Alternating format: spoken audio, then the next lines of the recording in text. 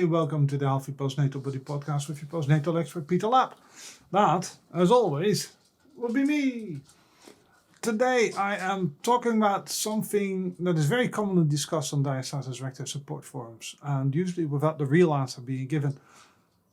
Can you actually close that last part of your diastasis recti? Can the gap be completely closed? Now, of course, if you're a member of healthypostnatalbody.com, you know the answer, but a lot of you aren't, and therefore you might not know. Also, briefly talking about how losing fat can help some people with their diastasis recti recovery, and a version of it behind the label this week. I haven't done that for a while, where I talk about false pricing, false advertising. Especially in health and fitness, this is very, very common. That is what I'll be talking about today. It'll be great fun, I promise. Right, here we go.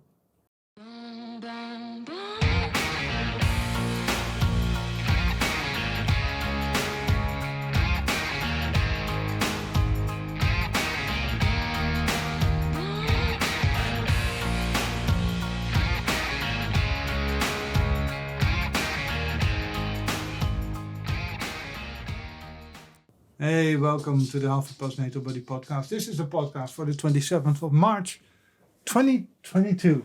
I am surrounded by all my lovely animals. I've got Peggy here, I've got Porridge, I've got Kitty lying here, Buddy is pottering about, and Red and Lola are both asleep. We just came in from our walkies, so hopefully everyone will settle very, very quickly. I hope you're well. It's been a gloriously, wonderfully sunny day in Edinburgh today, and I'm like that for a couple of days, so that's always lovely, right? I hope you're well. I hope you're looking forward to the Easter break. I know some of you are off this week already in the UK. I'm not sure what it's like in the US of A, but you know, it is what it is. What am I talking about today? Let's get cracking. Let's get straight into this, because I'm a very, very busy boy.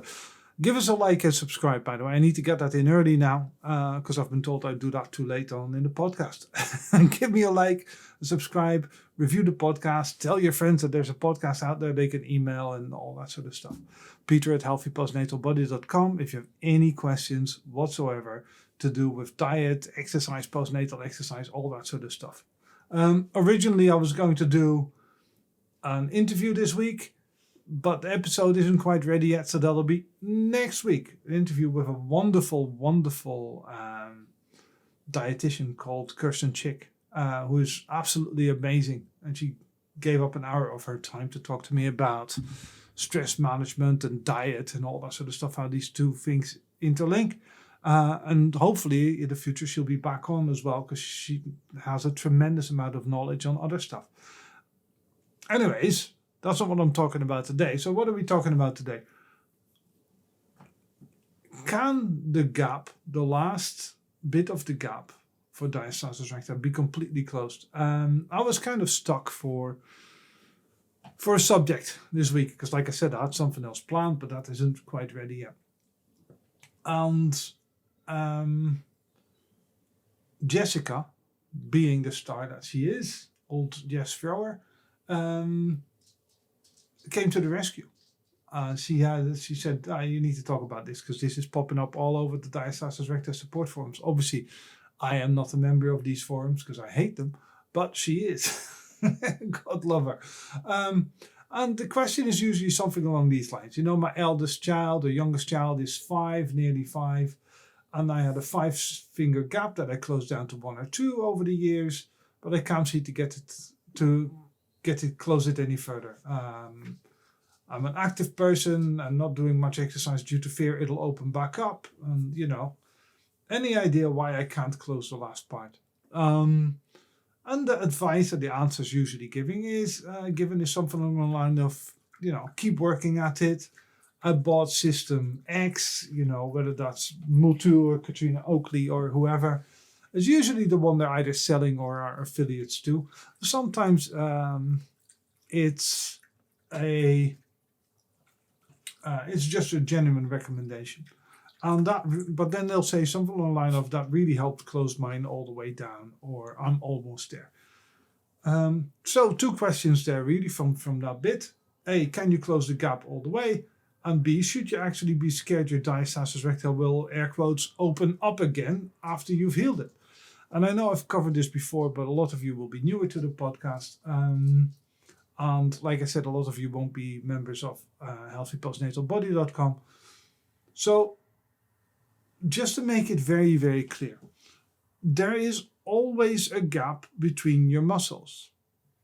You know, the fascial sheet that connects these muscles, that collagen type, that collagen sheet.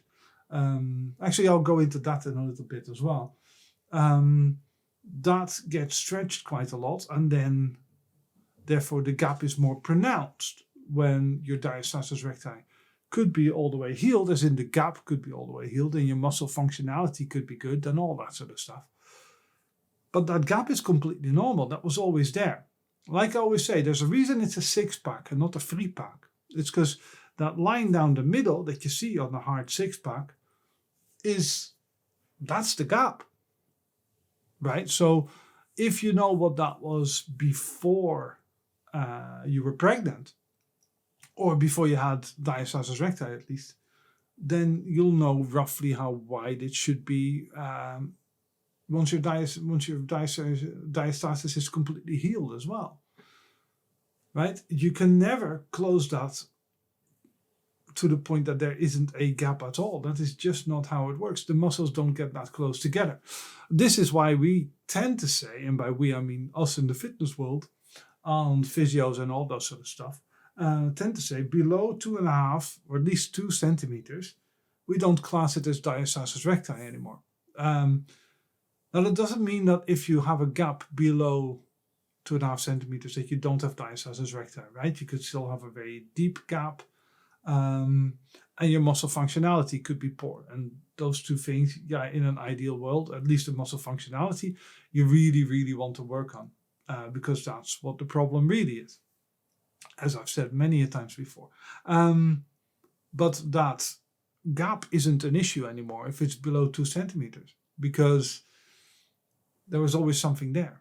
And now for some people that was a 1 centimeter gap or a 1.5 centimeter gap, and now it's 2. And yeah, that means you could probably squeeze another 0.5 centimeter out of there. But that is not what the issue is, and you'll never close it all the way. There will never be a time where your stomach muscles, your core muscles on the right are completely adjacent to the ones on the left. Right? That is just not going to happen. That is not the natural position of these things. There's always a gap between these things. The second part of that, actually, let me talk about this bit first. So you have this facial sheet between 2 muscles. Now, just to explain this, because I saw a very popular video on YouTube get this spectacularly wrong. Facial sheets are made up of collagen. And in that way, they're the same as ligaments and all that sort of stuff. And tendons, right? The makeup is slightly different, but predominantly they're made up of collagen. And the difference between a ligament and a facial sheet is that ligaments connect bone to bone, tendons connect bone to muscle, and fascia connect muscle to muscle. So that's an intermuscular sheet. Someone who works with postpartum exercise a lot knows this and will never make that mistake. Like I said, Jess very kindly sent me a video that has like 1.5 million views or something like that on postpartum exercise. And you know, it's a good video. There's nothing wrong with it, but you can tell the people aren't really experts because they still refer to ligaments and they refer to diaphragmatic breathing and all that sort of stuff, which like I've said before, there's nothing inherently wrong, but it's not quite right. And am I jealous? Yes, I am, because I would love a video with 1.5 million views, because then YouTube might start paying me some money. But that video also hinted that you could close the gap all the way and all that sort of stuff. Like I said, that is just not the case, I'm afraid. Should you be scared? The second part of that question, right? Because as you said, the lady, as you heard, the lady here was saying that I'm not doing much exercise due to fear it'll open back up. should you be scared your diastasis recti will open up again after you've healed it? And the answer to that is no.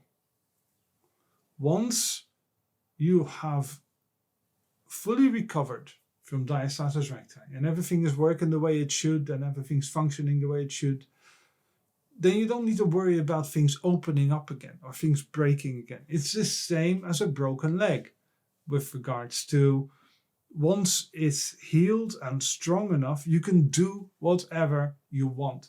And this is really quite important because that is what the goal is. The goal of diastasis recovery is not to have a flat stomach. The goal of diastasis recovery is not to have six-pack abs. The goal of diastasis recti recovery is kind of just being able to do anything you could possibly want in life and being okay with it.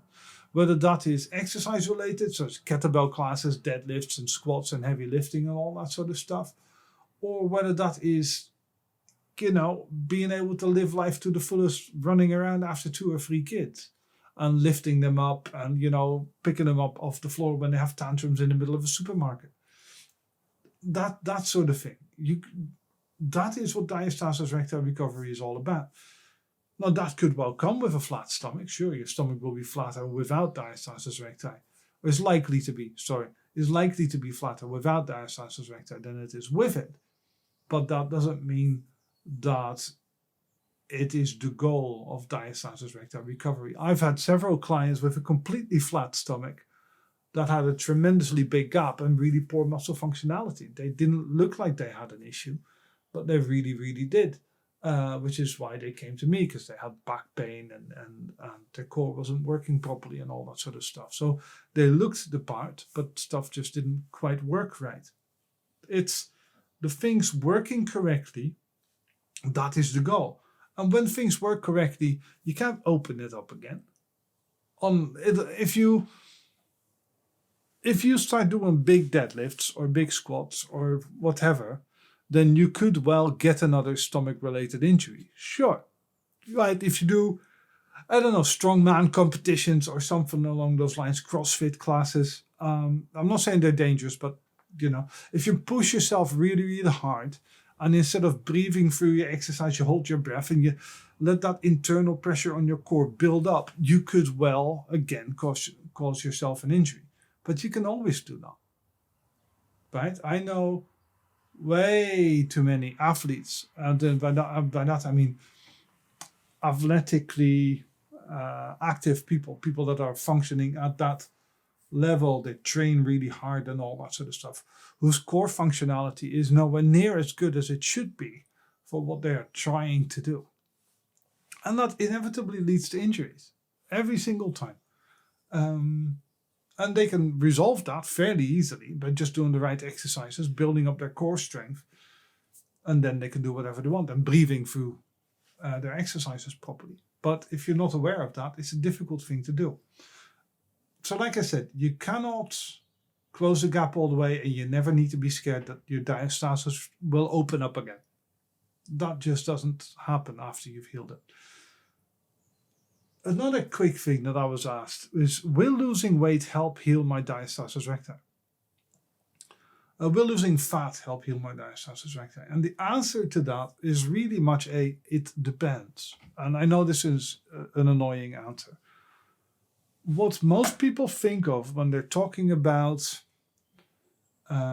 losing fat is they're talking about external fat that you can see. Wobbly arms and all that sort of stuff, or a wobbly belly. There is no direct relation between external fat, so subcutaneous fat that just sits under the skin, and diastasis recti. There just isn't. I've looked I've looked an awful lot to see if I could find any link between the two. However, there is a link between a high amount of visceral fat and diastasis recti. Visceral fat is the fat around your organs. And as I always point out, diastasis recti is predominantly caused, so it's actually always caused, by internal pressure being too much for your core. and that causes the separation between the muscles. Visceral fat adds to that pressure, and for some people, especially in men, this can be quite pronounced. It used to be the whole beer belly thing, right? That is really what we're talking about. That look, so you're not pregnant anymore, but you're out of position. Your alignment, your physical alignment is quite poor. So your bum is almost sticking out in front of your ribs and all that sort of thing. You have that old man at the bar posture that I talk about in one of the videos. So your posture is quite poor, your alignment is quite poor, and then you have a lot of visceral fat sitting there. That can cause a lot of pressure on the core and on that facial sheet that we just spoke about. So losing that visceral fat will have a tremendous benefit if that is the case with you. Will have a tremendous benefit on your diastasis recti recovery. If you don't have a high amount of visceral fat, then losing weight in itself will do very, very little for your diastasis recti recovery. That doesn't necessarily mean it's not a good idea, but this is why I always say that losing fat is not your starting point when it comes to diastasis recti recovery. It is not the first thing you do is get that baby weight off and all that sort of thing. Not at all. It is pretty much towards the end. You can make that part of your journey, and there are one or two things that you can do for it and all that sort of stuff. But, I spoke before about visceral fat with regards to that a lower carb approach, lower, not low, that a lower carb approach seems to work better for visceral fat and all that sort of stuff. But that is not where you start.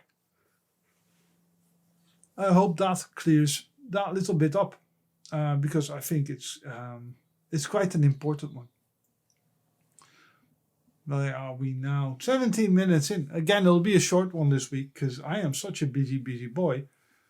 And I have one more subject and with a bit of music, it'll be half an hour anyways, right? So don't worry, you get your money's worth. But it's free, Pete. Yeah, I know. That's exactly what my point is. In the news this week, it's not really in the news this week.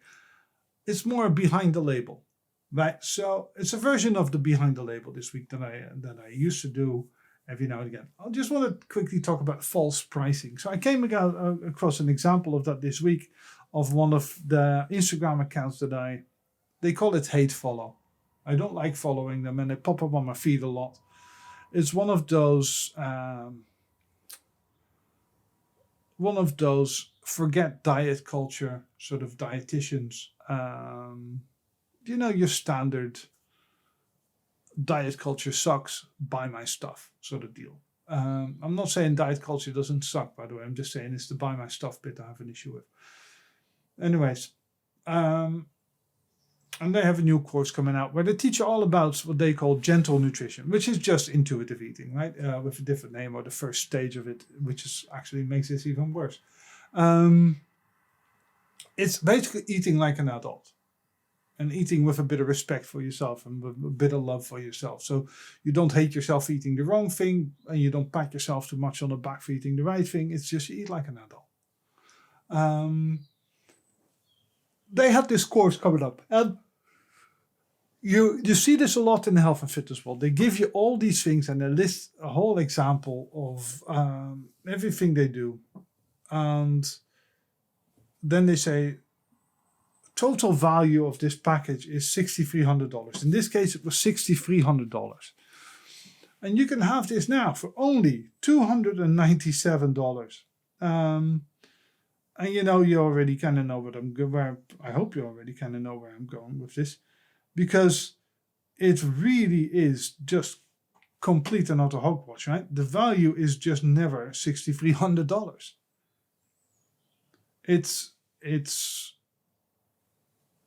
That's just not what the value is. No one has ever paid that price. And it's a really common trick in the health and fitness industry. I was advised when I set up Healthy Post Natal Body, I was advised to do the same, right? You say it's working with me cost, I don't know, $1,000. You can have it for only $100 a year or something like that. I just said, no, it is. First of all, we're comparing apples and oranges. Working with me for 24 sessions is indeed around about $1,000. I don't do it online, by the way, so don't get in touch saying, can you train me on Zoom? No, I can't. I don't have the time. I have a full schedule, and that's only what I charge physical personal training clients. If, however, you're in America and you say, Pete, if I'm a multi-gazillionaire, I'll fly over. Even if you're in Russia, I'll come over. Well, maybe not in Russia because you can't pay me. But, it's, you're comparing apples with oranges. You can't say my one-on-one call is $100. You get a group call and that is only $60 and, saving yourself $40. No, because they're different, right? They're different things. In the same way that this pre-recorded program, in my case, Healthy Post Natal Body, is different from my personal training stuff. So I can't say you're getting a 90% discount on that when it's clearly a different product. In this case, her claiming that it's a $6,300 amount of value because there's some pre-recorded videos and all that sort of stuff in there is simply... It's simply not true, and please don't fall for it. The thing is worth, at best, the $300 that they mention it is. And even then, it usually isn't. Right? As soon as anybody goes, I can teach you to eat like an adult, because that's what they're saying. I can teach you gentle nutrition. Pay me $300, and you just have to kind of wonder, why am I paying someone $300 to kind of just do what? I kind of deep down already know what I need to be doing. Right? Dietitians that are able to teach you a different way to eat are definitely valuable if you have any sort of disordered eating. Not eating disorder, right? That's different. Any sort of disordered eating, any sort of whether you eat too much or too little, or whether you hate yourself after eating X amount. I would argue if you hate yourself after eating X amount, you don't need a dietitian, you need a psychologist, right? To work through that rather than a dietitian. But, this is the way of the world these days. But if they can give you some advice on the things that are to eat that are useful for you, then great. But you don't need to pay $300 for that. They're just not that expensive. The only reason this person claims $300 is value is because they start off on that inflated number of $6,300. I mean, no one's ever paid this woman $6,000 in their life. So it's not worth that much. It's just that simple. Anyways, I don't like ending on that note, but I'm going to. Peter at healthypostnatalbody.com. If you have any questions or comments or want to get in touch about anything, tell your friends. Like I said before, healthypostnatalbody.com. I still give, we're always doing 3 months free, right? Get your free postnatal program. And you get to email me and I give you answers. To be fair, I do that for non-members a lot as well. But if you're a member, I will actually definitely answer. And usually within 24 hours, because I'm pretty good that way. You have a tremendous week. Next week, I've got an interview again. I'm recording an interview tomorrow with Dr. David Prologo, which will be awesome. I'm recording another interview about household cleaners and all that sort of stuff. Remember, I spoke last week about household toxins and all that sort of stuff, PFAs. Well, I found someone. I found an expert, and that's what I'm recording next Friday. So that will be for the week after that. Yes, that's correct. That'll be the 17th of April. I want to say that's the 17th. And that's going to be awesome. I found a doozy of a person to interview about that. Anyways, you have a tremendous week. You take care of yourself. Enjoy the sunshine while it lasts. Right? Here's a new bit of music. Bye now.